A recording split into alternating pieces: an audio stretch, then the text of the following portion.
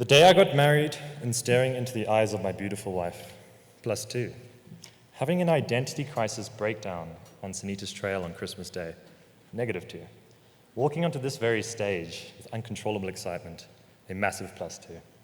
I want you all to imagine for a moment that you had the ability to relive any experience from your past, whether it was the day you met your partner or one of those really bad days when nothing seems to go right for you.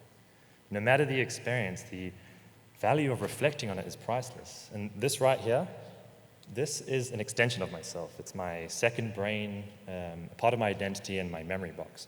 Every single day I write down the significant things that happened to me, as well as rating that day using a specific numbering system that allows me to pull well-being averages across any length of time. So we get real nerdy. So all of the things I'm writing in this book are memory triggers, so that when I come to my main reflection practice, I have it all there to relive. And what is this reflection practice? Well, I call them my monthly reviews, and they are deep dive articulations and developments of everything that happens over my past month. And I've been doing this for 3 years. They include my highs and lows, questions I've been pondering, things I've learned, things I was afraid of, what I'm proud of, what I've struggled with, books I'm reading, health and habit tracking, and joy-inducing photos. It's a lot, but it's nothing when compared to the outcomes and the benefits that it affords me. So I'm sure this all sounds a little bit ambiguous, so how about I walk through an embarrassing entry from the past? What about the time that I lost my dream job as a result of stealing a chocolate bar in Hong Kong? This is something that I wrote about for over 6 months. The unexpected elements, the fear of what to do next, and the constant ideating of what could have been. But writing about this for 6 months allowed me to process it and effectively move on. It also means I have a love-hate relationship with Snickers, but mostly love. So you might be wondering why I spend so much time doing this. Well, having grown up between South Africa and the UK and moving around constantly throughout my childhood, I was the perpetual new kid and was constantly trying to assimilate and emulate my peers rather than develop my own authentic voice. So, I developed this practice after realizing that I didn't know who I was in life. I was constantly asking myself these super scary questions of who am I and what am I doing with my life? But fast forward 2 years and I can effectively say that I'm confident that I am the person that I want to be and I can live the life that I want to live.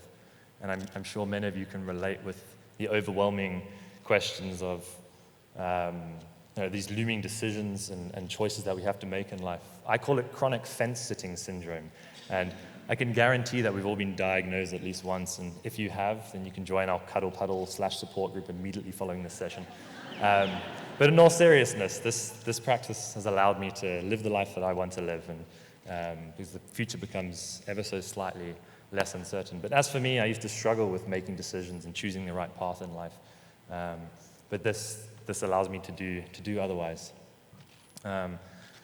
So I can effectively say today that my life is no longer these random, disparate elements. Instead, I can see the paths converge with unity of effort and clarity of purpose.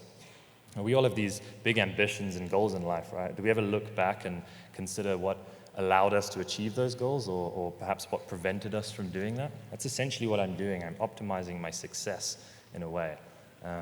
Reflection is such an important and powerful part of our lives. Socrates famously said, "The unexamined life is not worth living." And the common advice is to live in the now, to move on and forget your past. But I completely disagree. You can use it to inform your future and learn not only from your mistakes, but from your joys, your fears, your successes, and your decisions. After all, life can only be understood backwards, but it must be lived forwards. So, I would like to leave you all with a little bit of a challenge tonight. For the next week, I want you to try your own reflection practice if this calls to you. Every single day, at the end of that day, write down your highs and lows. Whatever fills you with joy or pride, whatever made you anxious or maybe a little bit angry, and see what patterns emerge at the end of that week. And if you're really keen, get out your phone and start right now. I know that a lot of you will want to put this talk right here as your highlight for today. But you know what? That's completely fine. Thank you very much.